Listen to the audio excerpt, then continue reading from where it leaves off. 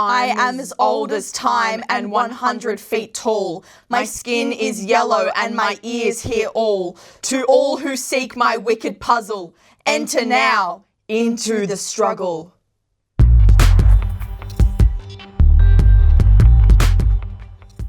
Welcome. Tonight on The Struggle, we've got Slurs, Taylor's version, and an exclusive interview with the Big G upstairs. That's coming up. But first, we turn to today's red-hot news surrounding Australia's most ineligible bachelor and alleged sex pest, Bruce Lerman. To avoid a slow news day, Justice Michael Lee handed down his decision into the Bruce Lerman, Channel 10 Lisa Wilkinson defamation case this morning. And while the mainstream media continues its journalism over the case, we at The Struggle took a look at how Channel 7 seized on a last-grasp effort to insert itself into Australia's most tawdry narrative of 2024. For more, let's hear from Rita the Right Fighter. Rita, please explain. Take it from me. As a woman of colour working for the man, I've got one word for you: monoculture. Forget the woke corporate diversity narrative that's been shoved down our throats. Monocultures are what make Australia great. You look at Australian TV in the 70s, wall-to-wall white men. And when were television ratings the highest? That's right, the 70s, the golden era. Occasionally we let a little dolly bird onto the set for some sparkle, but who is that for? Correct, men. Just look at modern day workplaces. You can't make a phone call with Optus. Australia Post delivered gold watches to its own staff. And well, the ABC is unwatchable. And what about the Spotlight program we've all been hearing about lately? At a time when TV ratings are in a death spiral, Spotlight has us again glued to our TV screens. I mean, as part of a defamation trial broadcast by other networks, but that's by the by. What have these excellent producers, journalists, and newsroom managers been up to? Firstly, they wanted to chase down an interview with an alleged rapist, a white man. Excellent journalism. How did they do that? By buying him big steaks, playing golf, renting him a luxury apartment, and shouting him massages. Amid a newsroom culture where a producer assumed hiring sex workers and paying for cocaine on the company dime was A-OK. And what was that play behind the scenes? You know it, a complete and utter satisfying monoculture. Not a woman to be seen. And the result? 7 successfully boosting TV ratings across the board, just like the good old days. What a balanced, impartial and valid take, Rita. Australia's bigotry pit has been ablaze this week with the fires of yet more homophobia, singeing the toes of the AFL. Here's the Slur Market reporter, Carrie Clarklet. Holly and Laura, thank you. The price of slurs jumped around 7% over the weekend. Racial enabler slurs rose around 1%, which helped push the Australian Bigotry Index above 66 US pressure points for the first time in a month, and above 100 colonial curses for the first time in a decade. This prompted a scramble for two major firms like Two Wheeler and Spoono Liquor on the Australian Slur Exchange, bringing up all ordinaries around 0.5% higher. This despite a relatively sloppy session on the ASS last week. Cocksucker has fallen close to 6%, while is up 10% since Wednesday last. The AFL's decision to slap puny baby Jeremy Finlayson with a 3-week suspension over his use of the F slur on Essendon otter Kyle Langford, boosting its price significantly. Long-time supporters of the slur from within the AFL produced this chart, predicting the sudden crackdown on blatant homophobia to cause a surge in buys not seen since the marriage plebiscite. Charts don't lie, so it must be true. This sudden stiffness in approach to the handling of homophobic slurs from the AFL has spelled disaster for the price of cocksucker, as the term which North Melbourne coach Alistair Clarkson acquired for 20,000 Australian dollars in March has reached new lows in relevance, dropping to a United States dime a dozen. And that's slurs. Thank God I put everything into last week. On to more divine matters now. The Catholic Church has been at the forefront of progressive social issues for a long time. Which is why it's such a shock this week as Pontifex of the Catholic faith, Pope Francis, has come under fire for what is seen as prejudicial remarks.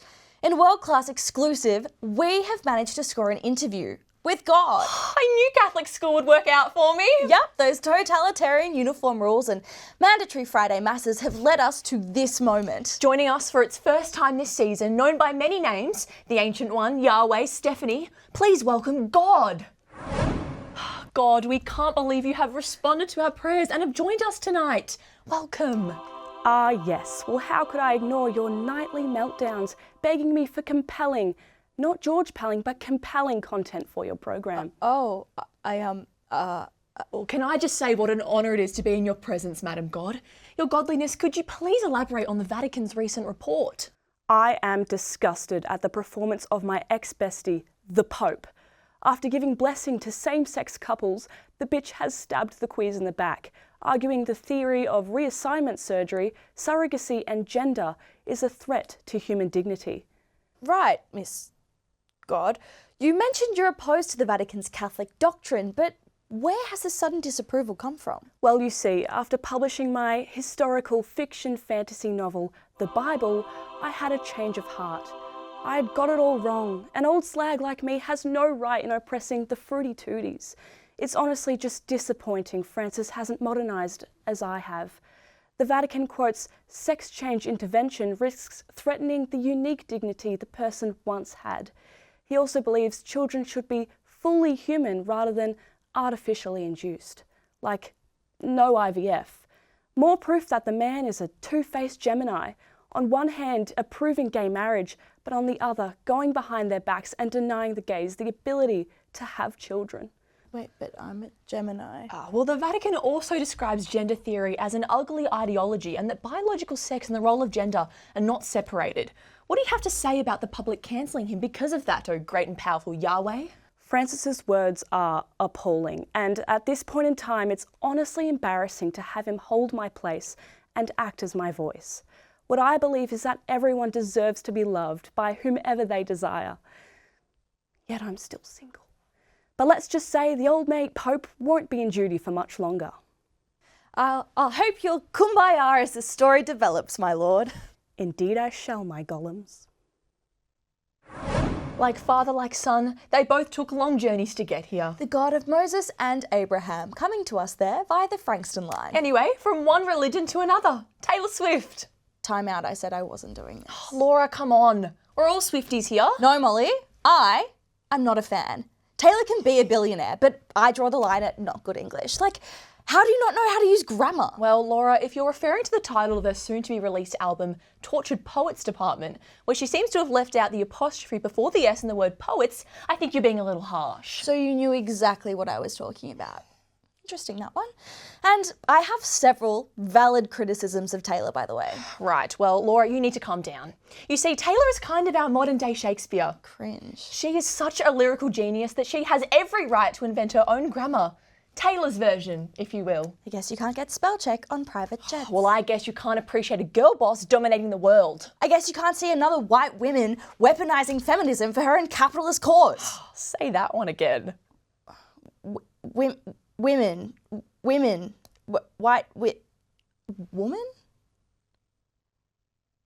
You know what? Women deserve to have second chances. Yeah, English isn't so easy now, is it? Sadly, we don't all have access to the same kind of creative accountancy as Miss Swift. Financial analyst and freelance Reiki practitioner Savannah Clumberclot joins us now to extol the virtues of sovereign citizenship. Are the stresses of paying tax misaligning your chakras? As your spiritual financial advisor, I'm here to tell you about sovereign citizenship. The community that isn't bound by the laws of the physical realm. Repel the bad energy in your life and achieve fiscal nirvana by evading tax in this financial year of our Lord 2024. Sovereign citizenship frees you from the constraints and the corruption of the Australian government. Common law, Magna Carta, the Bayeux Tapestry. Ever heard of them? I thought not, poor blissful sheepies. But I hear your mournful bleating, and to you I offer a solution. Embrace freedom and divinity by not lodging your taxes this year. Alternatively, You could claim up to $70,000 in tax deductions. Take inspiration from some of my previous clientele, Woodside Petroleum, ExxonMobil, and everyone's favourite, Crown Resorts. Cleanse your aura and restore inner peace by becoming a sovereign citizen today. Subscription, seminar and spiritual consulting fees apply and are subject to change. Spiritual Financial Advisor does not recognise liability for any fines or legal fees incurred by any sovereign citizen based on the advice given. Probably don't do that. Now on to something you should do in a good, honest capitalist system. Watch these ads. Well, that was over quickly. It always is. Well, loyal viewers, if your thirst for news is still unquenched, fear not. We have our up-and-coming seaman sommelier with just the cure. Welcome to the lab. Yes, it seems Queensland has gotten itself into a bit of a mess this week. You see, when the scientific community discovered IVF, we wrote in many a peer-reviewed article that we did not recommend incest. However, it appears the Sunshine State forgot to put a limit on how many donations their singlet-wearing, shoeless men can make. And what do you know? It has come back to haunt them.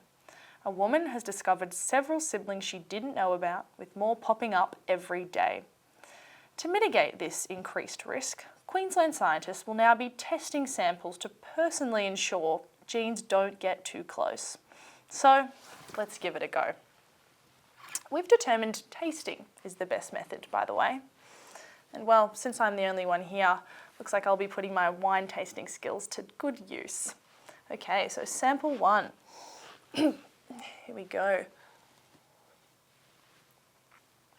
Definitely getting notes of J names there, and what was that one? A little touch of a cataracts, I think. Alrighty, and number 2.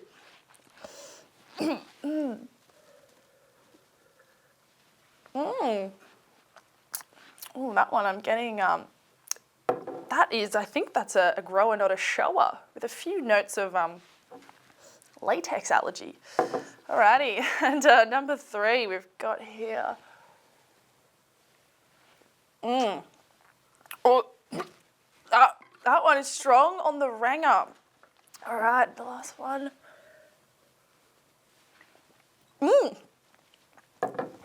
That one is too, wow. I think we've got a match there. So that's it, just another day saving Queenslanders from themselves. And rangers, apparently. From sperm donors to wankers, let's talk politics. Diplomat Julie Bishop has wormed her way back into the news cycle this week. Coming out with some fighting words for our most well-endowed ex-Prime Minister, one Anthony Kathleen Abbott. For damage control purposes, here is Liberal Party's head propagandist, Wendy Menzies, to paint for over the cracks of this hysterical woman. Just right away, I want to say the Liberals do not have a problem with women. We love them. Sometimes a little bit too much. Sorry, what is that you're wearing? This? Oh, new uniform for everybody. So, Julie Bishop, who isn't even the coolest Julie in Aussie politics, was complaining that Tony Abbott didn't want her or any women in his cabinet. And the fact she was the only one out of 20 was horrifying. But what is she so upset about? We had a woman in that cabinet. It's 2 more than we wanted. We compromised. That's not how that works. But now she's a United Nations Special Envoy for Myanmar. Last I checked, she isn't Burmese. Unpopular opinion, but we've never seen Bishop sink her teeth into anything quite like Abbott has.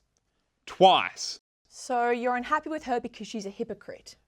Yeah, because she's a hypocrite. No other reason. She complains Tony Abbott didn't want any women in his cabinet. But he was the self-appointed Minister for Women. Nothing sus there. Until the ministry evaporated. Anyway, I'm pretty sure he knows best. From Prime Ministers to primates. Swing on in, Big Monkey News now begin. We attempted to be serious about Donkey Kong for our 60-second segment. Here's how it went. Good evening. This week it has been on like Donkey Kong. The supposed record holder of the arcade game, Billy Mitchell, is suing an Australian YouTuber for defamation due to cheating allegations. In a 60 seconds exclusive, Our brave journalists have discovered that, in fact, nobody cares who holds the Donkey Kong record. A mainstream Donkey Kong game hasn't even been released since 2016.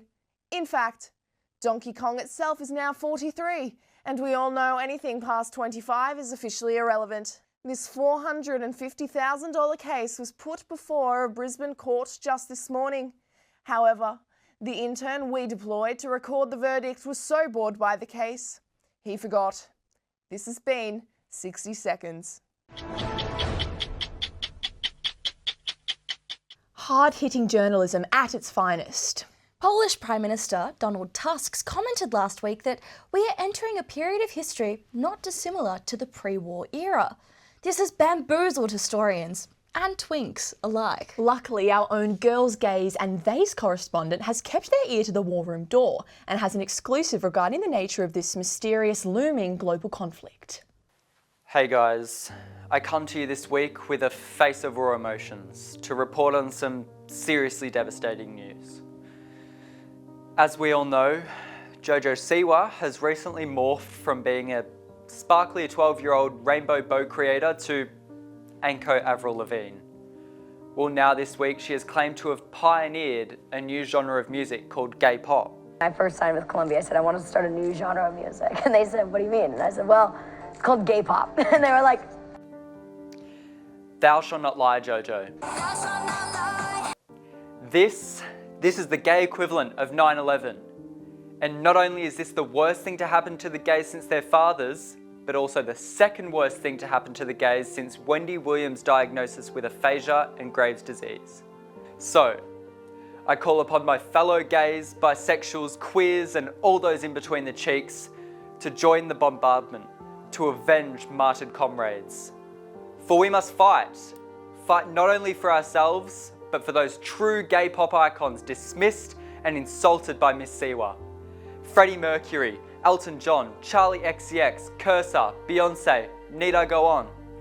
Some may call this civil war. I don't. Miss Siwa, you have disgraced the faith and have been exiled. Now we must battle.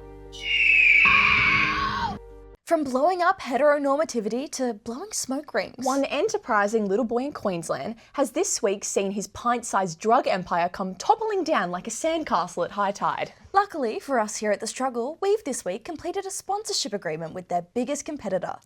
Here's a word from our friends at LTPC. Are you a little kid who needs to earn a little coin? For far too long, you kids have been victimised by low wages, your parents and child labour laws. Instead, you have to scrape by with bottle recycling schemes. Until now, of course. So stop wasting time carting cans and bottles to a recycling centre for 10 cents a piece, when you can be carting cannabis and below for probably way more than that, with a competitive starting wage and apprenticeships available for second and third year drug traffickers. There's no better place to start a rewarding career in drug mulery. Worried about getting caught? Hey, remember, you're just a kid. What are they going to do? Nothing! So join me and my large customer base as an employed courier to help fund my 7-year-old addiction. Little Tykes Peddling Co. You raise them, we get them even higher. Well, on that note, watch these ads. Addictions don't fund themselves. Welcome back. Turkey has topped Australia, being rated the country with the most sexual partners. Australia could only muster up a chaste and virginal lifetime body count of 13. Someone who thinks they're sexy are those naughty D-grade celebrities like Jules Lund. We decided to rip off his in-your-face sextastic style with this segment inspired by everyone's dream job, Getaway. Tonight I'm taking you to Turkey. Turkey, eh? Recognised as the bridge between Europe and Asia, and known by ugly people as the capital of cheap cosmetic surgery. But something you might know about Turkey is it's recently gained status as the most promiscuous nation on the planet. Don't switch us off just yet, Mum and Dad. I'll keep it family friendly. So Turks top the list when it comes to having the most procreative playmates. Datasets from third-party websites reveal the average local buries the bone with over 14 people in their lifetime. And I thought Pound Town was just a fairy tale. If you're wondering whether Aussies are mentioned in this racy research, then you're in luck. We came in second, with The average Aussie racking up 13 coital companions in their lifetime. International intercourse is just an air bang bus away. Or feel free to join the Mile High Club en route. You know, I was wondering why Catherine King allowed Turkish Airlines to fly those extra flights between our two thirsty countries. So come and toss a turkey salad. Or maybe toss a turkey salad and then come. Get me on a plane, quick. Get tested, quick. On the topic of testing, last weekend Queensland Music Festival Rabbits Eat Lettuce offered pill testing, a first for the state. Our resident drug expert sat down with an attendee to discuss the findings of the operation. Hello, I am drug expert Louise Toomey, and I'm sitting down today with festival goer Nick I Get Onam McKet-McGuinness, and we're chatting all things drug testing. Wait, before you start, mate, I am digging the setup. I feel important as in here. Is this show big? I'm needing some TikTok clout low-key. Right, thank you, Nick. So the point of this drug testing is to identify harmful, potentially lethal drugs or chemicals and warn users about their prominence and risks within their substances. Yeah, right, yeah. I guess that actually doesn't sound as bad as I thought, hey? I know what it's like. I've seen some really bad K-holes in my time, and I can tell you that shit is bad. Yes, well, K-holes are normally from over-consuming a substance. What we have identified are some incredibly lethal drugs in lethal amounts. Oh, lethal amounts. That sounds kind of good to me, low-key. Nah, I'm kidding. I see what you're saying here, Louise, but I just can't see me and my mates at a doof and giving up our caps. Like, what a waste. And like, what about the police? We are helping prevent overdose and serious injury by warning people about the contents of their drugs. Nick, you don't want to ingest chemicals like dimethylpentylone.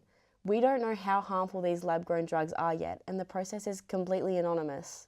Look, Louise, just one thing with that. If you think about it for a second, all drugs are chemicals we shouldn't ingest, and really, like, they're all lab-grown, hey? It's never stopped me before. Often drugs are cut with harmful substances, which is what testing aims to catch. It's all about harm reduction. Speaking of, I'm about done with this. What? What did I do? Well, okay, thanks for having me. Just before we go, actually, I just wanted to ask you if I could get your number. Another psychedelic report from our funkadelic drugs expert, Louise Toomey. Party on, Louise Toomey.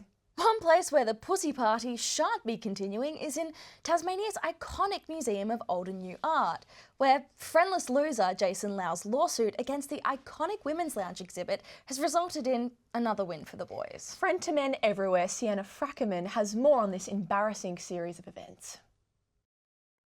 Update on the Mona lawsuit, and it's no surprise, the man got his way. It's been a year and this random-ass dude was so butthurt by a little red rope that he decided to take matters into his own hands. He would rather go through a whole discrimination lawsuit rather than just switch to being a she-they for a day. What's wrong with whacking on a bit of drag to look at a bit of Picasso for like half a second? I've seen baby drag at Fitzroy. Get yourself a fuck-ass bob and call yourself Artemis. It's not that hard. Bro isn't even from Tasmania. This New South Wales resident thinks it's better to have it and not need it than to need it and not have it. Can't imagine why he needs it though. Maybe it has something to do with the free booze. But it's so nice to see one man validate another man's feelings. Bros before hoes. Judge Dick Gruber backed his homie and ruled that it was not apparent how excluding penile peoples out of the mid-century modern pussy pit was symbolic of reversing centuries of institutionalized oppression. It's almost like that he didn't get that was the fucking point.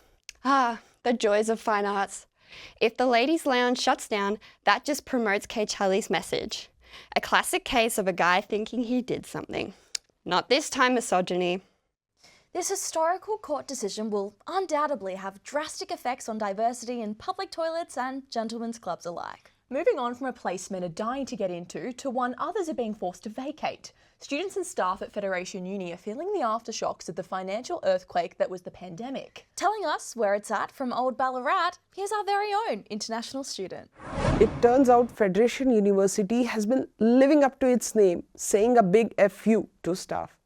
Fed Uni is planning to make 12% of its workforce redundant by September 2024 due to a massive 49% drop in international students who have ghosted the campus faster than a one-night stand house. Australia's university sector relies on international students. If we don't turn up, the jobs for academics everywhere go down the gurgler. To be fair though, the campus is in Ballarat. Even domestic students don't want to go there, so why would they expect us to? See, I might be biased, but I think Aussie unis need to stop relying on us so much. Just because we have 52 times the amount of people living in India than Australia doesn't mean we should be our entire business model. So stop blaming the international students. This isn't a fair deal. We have to pay double the fees of domestic students and we fund your whole industry. Well, I gotta go now. I've got a date with Vic Uni that I don't want to miss. We close our show tonight with a departure from the norm. Our in-house band, the Wet Baristas and their Liberal Bushes, have put aside their instruments to this week bring us a spoken word piece. Oh me, oh my, said Justice Lee, that such a case should fall to me. By defamation, prima facie, but actually, journalism. Much more racy. Kicked off by seduction. I never intend. It was a kind feminism to the lion's den. Started out parliamentary behaviour and ended up in legal failure. Then at 7, the old-fashioned mode of drugs, sex, and money, and toes.